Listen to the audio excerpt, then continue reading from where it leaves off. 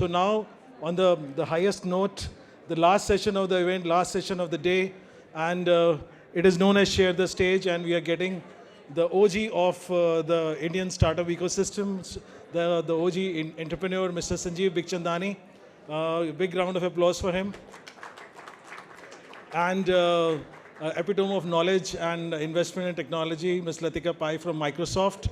The best part of this session is that you will share the stage. So as and when Lathika would find appropriate, they would invite members from the audience to share the stage and ask a couple of questions to Sanjeev. So thank you so much and welcome to the session. A big round of applause before we begin. Thank you. Is there a second?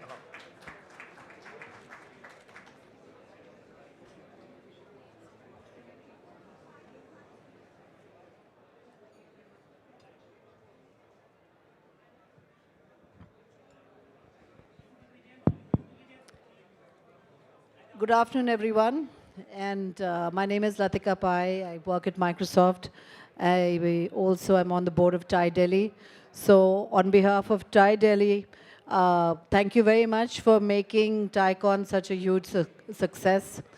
We really appreciate you being here and hope you'll have had a wonderful couple of days. With me here is Mr. Sanjeev Bikhchandani. Like he was introduced as the OG in the startup world. So Sanjeev, thank you for being here. The format of the session is I will ask Sanjeev a couple of questions and then have people from the audience come in and ask him one or two questions, right? Thank you so much for calling me. Thanks, Lathika. Although I'm on the TiE organizing committee WhatsApp group, I've done no work. And therefore, I am so happy to see the way TiEcon is going. This is a brand new format, and I love it. Okay, this is great. This is innovation, and I think this is the route forward. So thank you so much. Great. So Sanjeev, we read a lot about you that's written, and you just mentioned that some of it is hype, or most of it is hype. I know you're being very, very humble about it. But most importantly, what made you take the jump into starting Naukri? So I quit my job in 1990. So I turned 60 this year. I now get discounted tickets on railways and airlines. I quit my job in 1990. That's 34 years ago. So I was 26 or 27 at that time. And I had worked for 5 years in advertising and marketing, consumer marketing. I was working on the brand Horlicks, not consumer marketing as we know it in the technology world, but real FMCG packaged foods, right? And before that in advertising in Lintes for 3 years. I quit my job because I didn't want that life. Okay, I did not want to be this junior manager working hard in a large multinational. So this is pre-liberalization, right? The hierarchies were oppressive. Okay, empowerment was low, and I just didn't see myself plodding along for the next 30 years. Somehow making it to product manager, then marketing manager, then head of marketing, then quitting my job and going somewhere else, right? Life was predictable. I didn't want it, right? So I quit my job in 1990, and for 7 years we drifted and did a whole bunch of small things.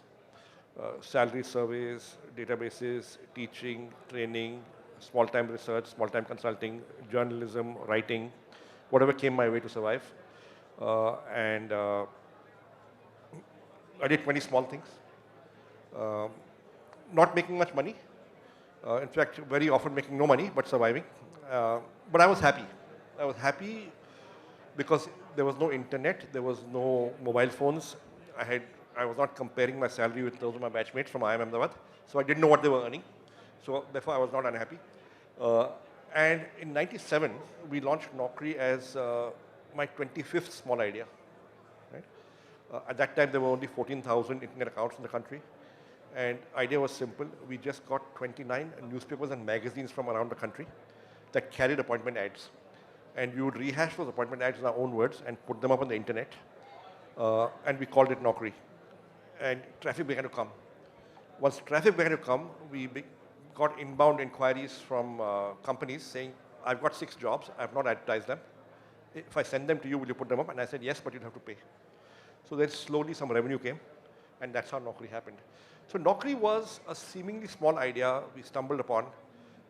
Right place, right time, worked hard, worked smart, got lucky. It turned out to be a big idea.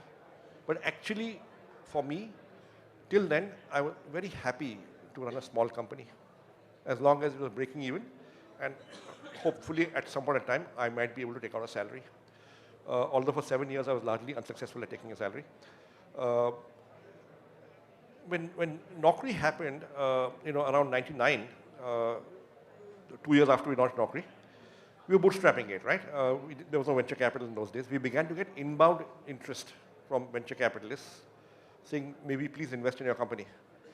And I went for a couple of meetings, and I figured that I don't want to complicate my life by raising venture capital. So I just kept saying no. Then Jobs Ahead launched, having raised $7 million.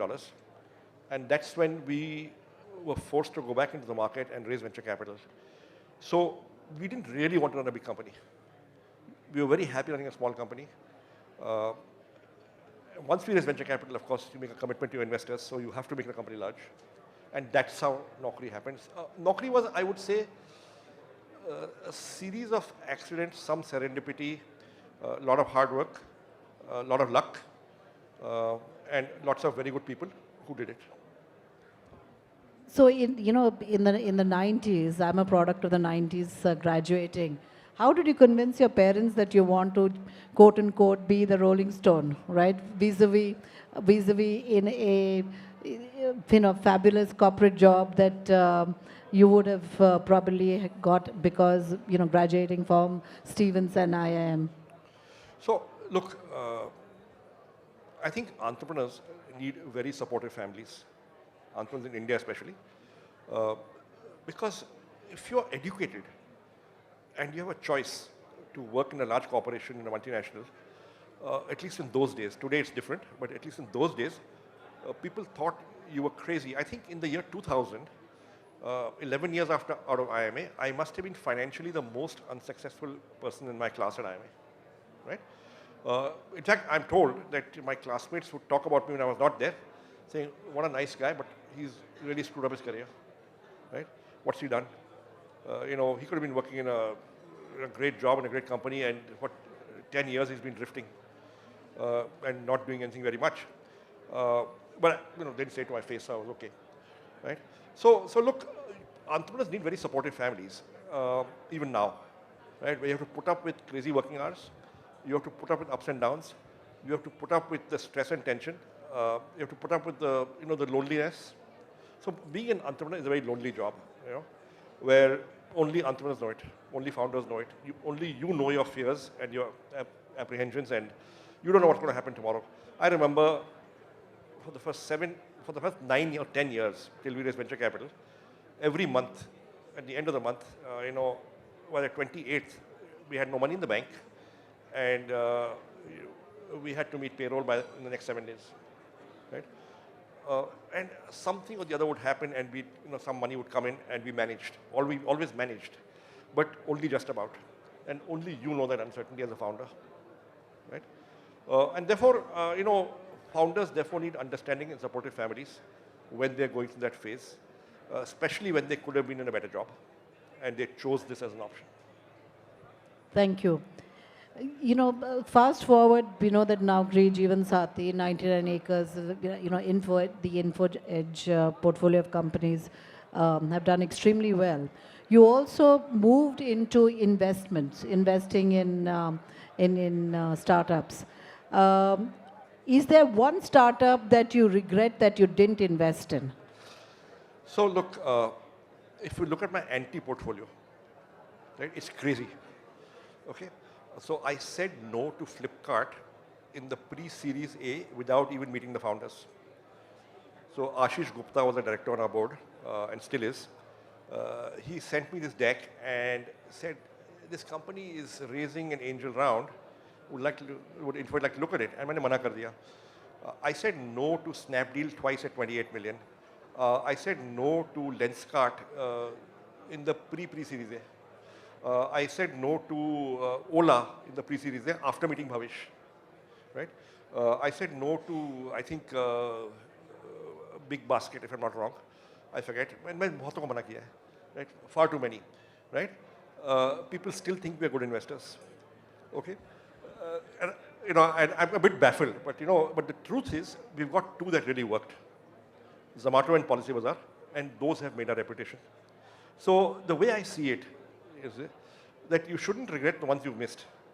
The question is, are the ones you've done, are enough of them good and working out? If they are, you're doing all right, yeah.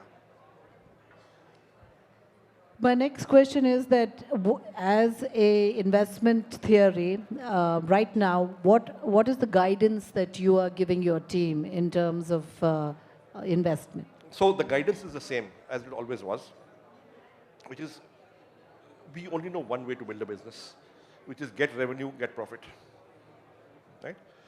Because that's the way we were schooled, because for 10 years we didn't have money. But for 10 years you don't have money and you're bootstrapping, you have to break even to survive. So for 10 years we broke even to survive, and if it meant no salary, it meant no salary for yourself. So that's the way we are schooled, that's the advice we give. The truth also is that nobody becomes an entrepreneur because he's looking for a new boss, right? So therefore, every time I say something, if I say 10 things, maybe 1 or 2 are followed, 8 are not followed, right? So people follow their own strategy. Not everybody follows that. But when the market is down, right, as funding, environment is slightly harder right now, people understand the value of that advice. But there are several, who raised a lot of capital and have done well. Zomato, Policy Bazaar, they've both done well. And, and they disregarded my advice on many cases on how much money to not raise. So there is no one way to do it. This is our way. This is the advice we give, but we also now are mature enough to recognize that ours may not be the only way. Got it. Now I'm opening out to the audience. Who wants to be first on stage with Sanjeev?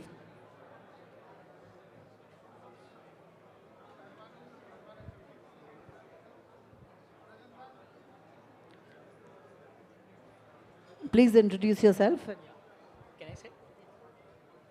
Hi, good evening, everyone. I'm Ashutosh Vasis. I'm founder of Inological Innovation Private Limited. So we are into education field, and we are transforming rural government schools in the field of innovation, technology, and science. So it's a great opportunity and honor to me to sharing stage with such a great founder and ma'am. So my question is to you, sir. I have two questions: how to deal with the competition, and how to when you are in the scaling phase, what thing we should keep in mind when in the scaling phase? So look, there is no one universal answer to how to deal with competition. But if I were to give a broad strategy, it is you have to build IP, you have to build a moat, you have to differentiate. You have to innovate, you have to differentiate in a relevant manner. Because if you're different from competition and you're relevant, hopefully your customer will prefer you, your clients will prefer you. Having said that, if you are in the business that I heard you say you are in, then perhaps your biggest client is the government. Right? Now, government is a different kind of client. Okay? It's hard to protect margins. It's very often L1 tender. These are tricky businesses. So I would advise, so when we invest, for us, if somebody is selling primarily to the government, we ask ourselves a hard question: do we want to invest at all or not? So I would be very careful if I were you. I don't want to discourage you, but make sure your clients are good. See, you can't build a great business on bad clients. Okay? So therefore, you need to ensure your client base is good. I think thank you. Thank you so much. Anyone else would like to?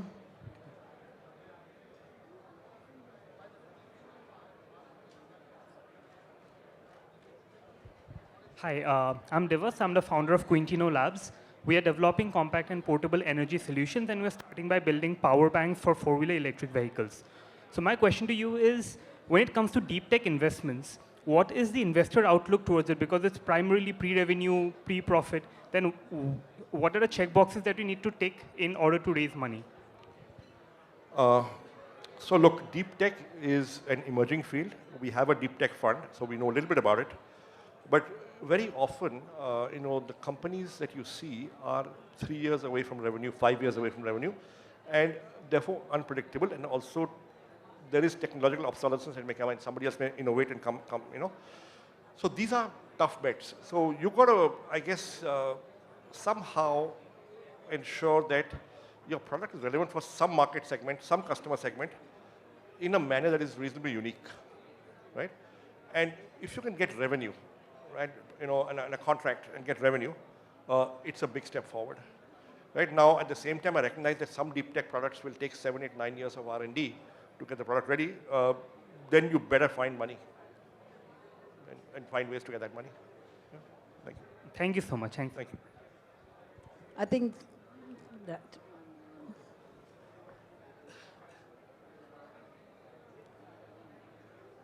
But listen, you should have a word with Sanjeev Shriya, who's sitting right here.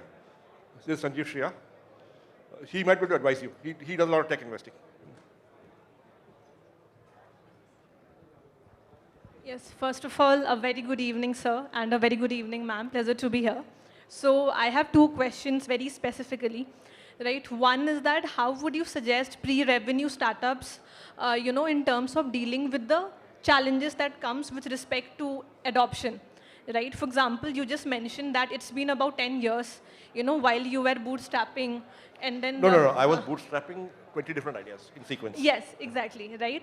So one thing would be, what would you suggest on faster adoption, especially for the HR industry? And second, what are the parameters that you look for while you are investing in companies? So I think the advice I'd give any founder, right, is make sales calls yourself. Right? If you make sales calls yourself, you get to know the customer, you get to understand need gap, the customer will give you feedback, you will figure things out. So I'll tell you a little story.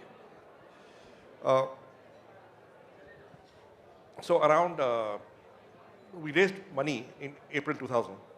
Just then the market melted down. So we had got this money in, we didn't know how to build the company. We know we couldn't blow it up the way we had thought we would because the bubble had burst.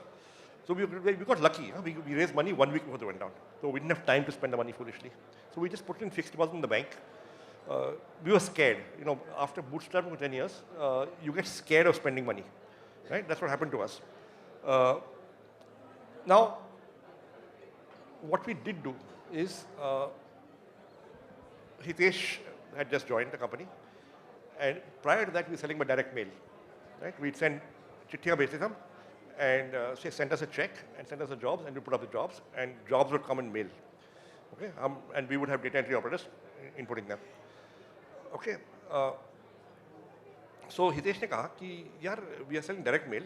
We are doing 3 lakhs a month of revenue. Why don't we hire 4 salespeople and see what happens? So I said, sure.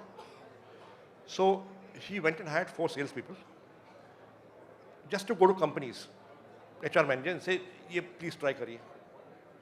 And what we discovered was that the average salesperson within 3 months was generating 50,000 rupees a month of sales, which means 3 lakh ki sale 5 lakh ho gayi mahine ki. That's a 40% increase within 3 months. 66% increase in 3 months, right? And the total cost of the salesperson, tankha, conveyance, commission, mobile phone bill, allocated overheads, office rent, air conditioning, whatever, right, was 22,000 रुपए महीना, यानी कि 28,000 रुपए महीने का margin था. We had 0 variable cost because it doesn't cost anything to put 1 extra job on a website. And this 50,000 were headed north every month as they got more productive. So we had found what I call, our internal jargon is a RPU, a repeatable, profitable unit. Right? Keep on adding more and more salespeople till the last salesperson is not recovering his or her own cost. So that's what we did. Within 2.5 years, we had got 241 salespeople in 11 offices around the country. And we had grown 35x in 2.5 years, and we were breaking even. So if you want sales revenue, and you want profitable growth, you have to find your repeatable, profitable unit. It could be anything. It could be a burger. It could be a bottle of soft drink. It could be an outlet. In our case, it was a salesperson. Right? So that is one. Second is listen to your customer. So when there were these salespeople in the market, what we did was, in the beginning, all the product ideas were ours. जो दिमाग में आता था, a good idea, let's do it. ठीक है? We thought we were geniuses, but we weren't. Right? We were just regular guys with a couple of good ideas. Okay? जो तुक्का लग गया basically, we got lucky. So what we did was, उस समय WhatsApp नहीं था, we started this Yahoo group, email Yahoo group. So we put in all the sales guys onto the Yahoo group, along with all the senior managers, the marketing person, the two top tech guys, and the person looking after product. And we simply told the salespeople, you're making 3 or 4 sales calls a day. Whatever the customer says about the product, the performance, any idea customer, just put it here. Right? So her rose 5-6 idea आते थे on that Yahoo group. Right? And we'd pick up if there were ideas that made sense or they were repeating themselves. We would just do it. For the next 3 years, the Naukri product improvement innovation agenda was totally customer driven. You listen to your customer, you do what the customer wants, customer will buy. Customer will buy, and you cement it, the lock-in. Very simple, actually. We did something which in management jargon is called breaking customer silence. Customers very often don't give you feedback, either positive or negative. You think you're doing a good job, customer does not think so, but he doesn't tell you. What we had done was, we broke customer silence. We had 240 people out there just noting down what customer is saying and sending it back to us. So if you do what your customer wants, आपका माल बिक जाएगा. Thank you. Thank you. That really helps. Thank you.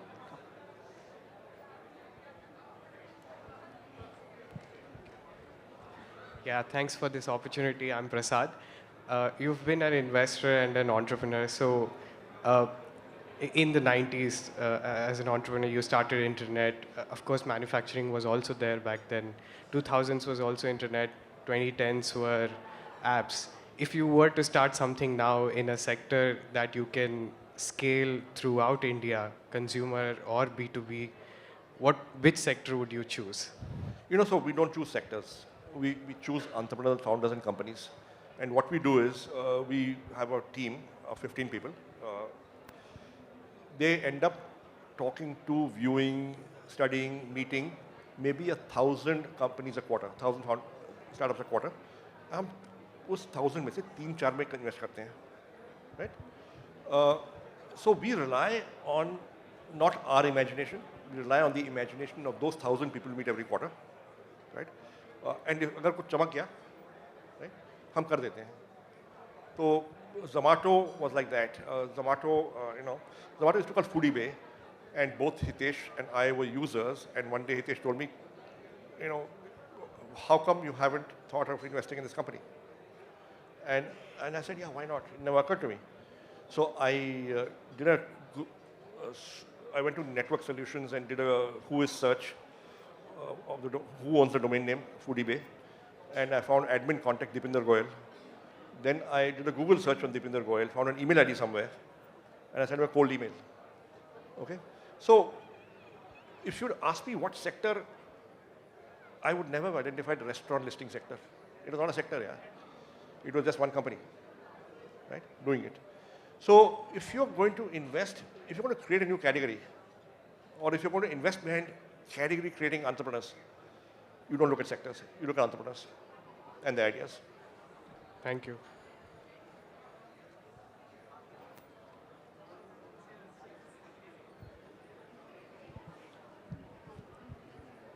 Hi, I'm humbled to be sharing stage with you guys. I'm Kuldeep. So my question goes, as you envision the future, I guess, in 90s. So my question is, next 10 years or 15 years, how do you feel that, would you support something related to product, deep tech, or something related to building up a service sector with a strong branding and a customer experience, which if one of them has to be selected, which one would you prefer? and why? Yeah, I don't envision. I'm not a visionary. Okay? Naukri did not start with a vision. Naukri started with, I stumbled upon the internet. I saw it for the first time in 1996 in a exhibition in Prakati Maidan. And I said, why don't we get jobs from around the country and put them up and see what happens? I said, if it can get traffic, then if we can get 1,000 companies every month to give 500 rupees to this one job every month, that's 5 lakhs a month, right? That's 60 lakhs a year. That's 5x of what the company was doing before that on the whatever we were doing. We're doing salary surveys, right? So we'll go 5x. And if you go 5x, if you can do it in 3 years, that's business success, 60 lakhs a year, right? So I had a notional sales target in mind. I didn't have a vision, right? अब बूंद बूंद से सागर बढ़ता है तो बनता है तो we kept plodding along, and the internet became big, and we became big. So I would not hazard to envision, right? I would say, यार, sale कितनी होगी? अगर sale होगी, can you break even? If you break even, we're okay. My only ambition then was to take out a salary. I had not, in the first 10 years, I had not taken salary for 7 years. Okay, so my only ambition was कि तनख्वाह निकल जाए. So I don't have big ideas. I have small ideas that sometimes end up becoming big. How do you see future? The question which you're asking, given an option, which one you feel would be the, I would say, the sector for Yeah, the if I do it top down, so I'll give the usual answers.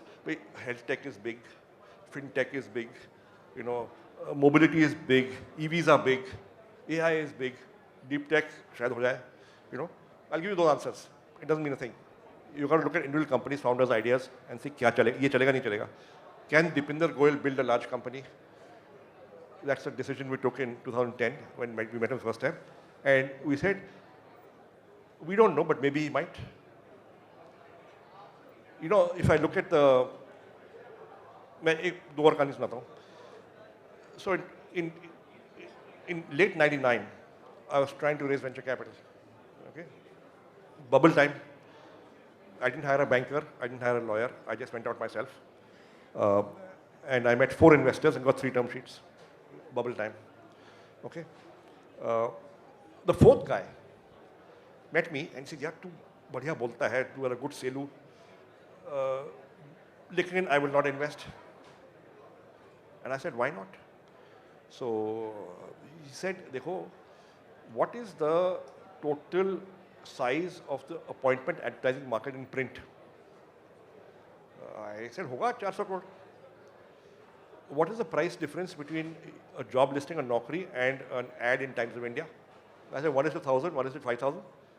So he says, then if you succeed in taking all the appointment ads, you will shrink the market from 450 crores to 45 lakhs. So how can I invest? And he said, no. So, people who forecast sectors, vectors, I mean, ठीक है यार, consulting में ठीक है, you produce a report. But जो आदमी करता है, that's what you got to focus on. I mean, can Deepinder Goyal succeed? Now, I'll tell you.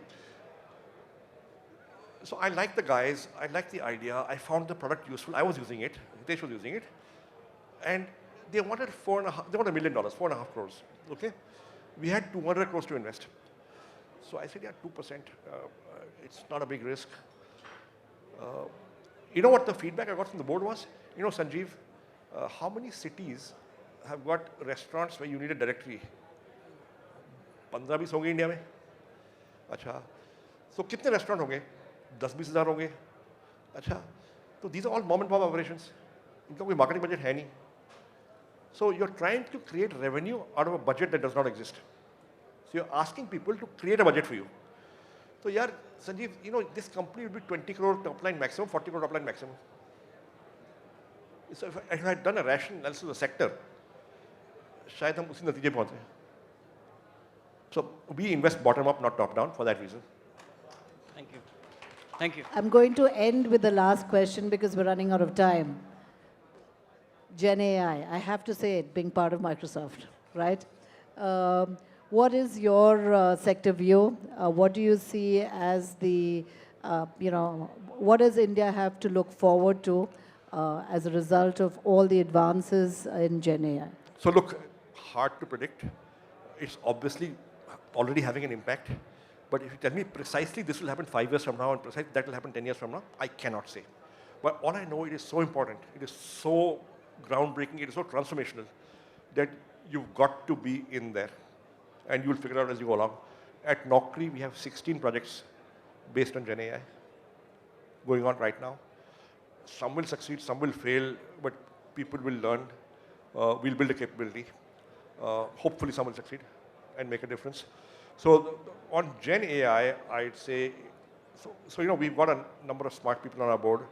One of them is a professor of computer science at Princeton and a classmate of mine from school. And he called me up 2 weeks after, ChatGPT was launched or announced. And he said, let me tell you, you are now at the moment of time which we were when the internet was first invented. It is that transformational. You have no idea. So you can't ignore it. You've got to deal with it and figure out how to use it, harness it to your advantage. Is it a threat to an existing business? Answer is yes. Can you do something and make it an opportunity? That's what you've got to figure out. Great. Thank you, Sanjeev. I think we're done on time. So we can meet him outside. Thank you. Thank you. Thank you. Thank you so much, Mr. Bikhchandani. I think all the wisdom that has come out from your experiences, it really shows that with all the success, you're so much grounded. A round of applause for both of them, actually. Thank you, Lathika. Thank you so much. And a token of appreciation from TiE.